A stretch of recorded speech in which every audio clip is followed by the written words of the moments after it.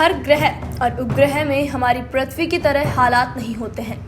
ऐसा धूल मिट्टी के साथ भी है। जहां मंगल पर नासा के रोवर जमीन में गड्ढा करने के लिए बहुत परेशान हो रहे हैं, वहीं चंद्रमा की धूल में ऐसे महीन कण हैं जिससे बनने वाले हालात भी पृथ्वी पर कहीं नहीं देखे जाते। चंद्रमा की सतह पर लोहे के महीन कण हर जगह मिलते हैं जो पृथ्वी के किसी भी हालात में नहीं मिलते। वैज्ञानिक लंबे समय से चंद्रमा की धूल का रहस्य सुलझाने का प्रयास कर रहे हैं। अब वैज्ञानिकों ने पाया है कि इन महीन कणों का स्रोत अंतरिक्ष से आने वाले विकिरण है, चंद्रमा की सक्रिय सतह। यह अध्ययन हाल ही में जियोफिजिकल रिसर्च लेटर्स में प्रकाशित हुआ है। नॉर्दर्न एरिजोना यूनिवर्सिटी के एस्ट्रोनॉमी एंड प्लैनेटरी साइंसेस विभाग में डॉक्टोरल उम्मीदवार क्रिश्चियन डे ताई यूडोविसिक और इनके एसोसिएट प्रोफेसर क्रिस्टोफर एडवर्ड की अगुवाई में हुए शोध में चंद्रमा की सक्रिय सतह को समझने के लिए मददगार संकेतों का पता लगाया गया है। सौर विकिरण प्रमुख स्रोत। इस शोध में बताया गया है कि वैज्ञानिकों ने पाया कि सौर विकिरण चंद्रमा पर लोहे के महीन कणों का स्रोत हो सकता है। अभी तक इन कणों का स्रोत कुछ और माना जा रहा था। चंद्रमा पर हुए क्षुद्र ग्रह और सौर विकिरणों का बहुत अलग प्रभाव पड़ता है, क्योंकि वहां पृथ्वी की तरह सुरक्षा के लिए मैग्नेटिक फील्ड और वायुमंडल नहीं है।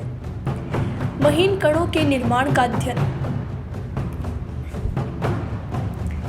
चंद्रमा पर क्षुद्र ग्रह के टकराव और सौर विकिरणों से चंद्रमा की चट्टानें और मिट्टी टूटकर महीन लोहे के कण बनाते हैं, जिन्हें चंद्रमा का चक्कर लगा रहे हैं।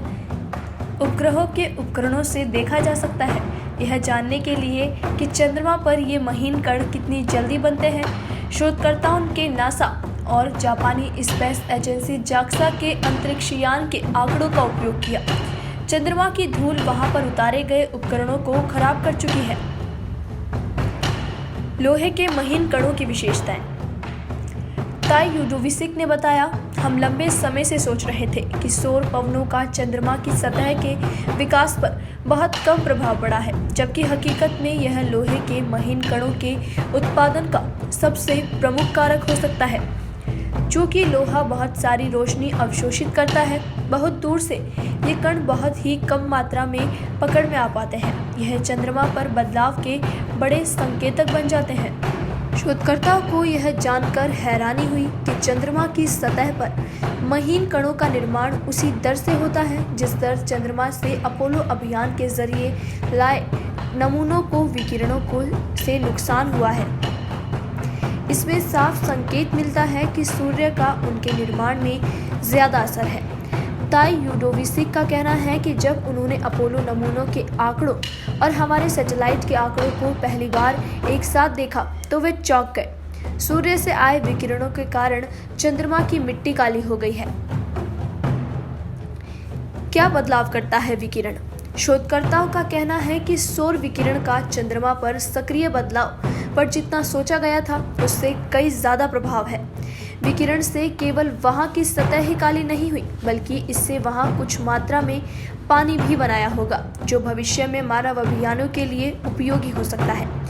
यह गौरतलब है कि नासा साल 2024 में चंद्रमा पर पहली महिला और अगले पुरुष को भेजने की तैयारी कर रहा है।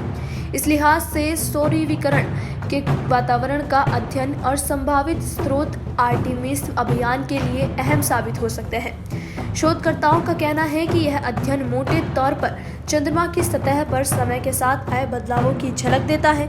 शोधकर्ता मानते हैं कि इस विषय पर और अध्ययन की जरूरत है।